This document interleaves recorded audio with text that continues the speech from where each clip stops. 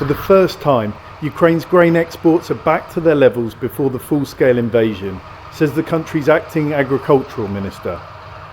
The export amounts have increased. They have increased up to 7 million tons per month on average. That's important not just for this country, but for others who depend on it. When Russia invaded in 2022, a blockade stopped ships transporting grain. A UN brokered deal briefly allowed them out, but it ended in July 2023. Much of the country's grain was stuck once more.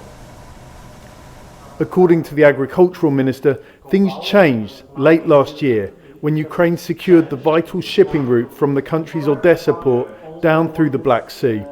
The possibility to export through the Black Sea is a result of, first of all, military actions, when military people have been able to make the Black Sea safe for the ships to move in.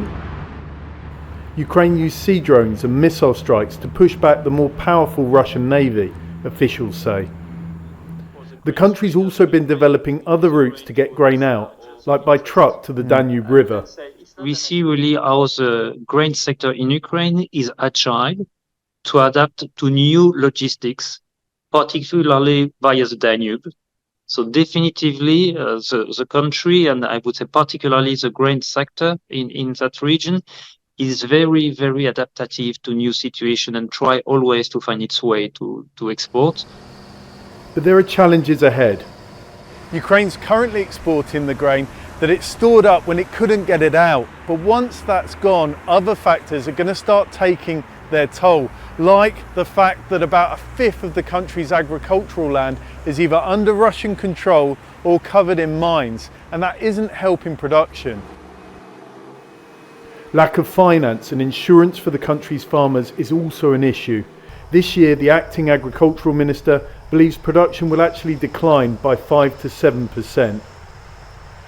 But at least, as it stands, the grain produced will be able to make it out of the country. John Holman, Al Jazeera, Kyiv. Make sure to subscribe to our channel to get the latest news from Al Jazeera.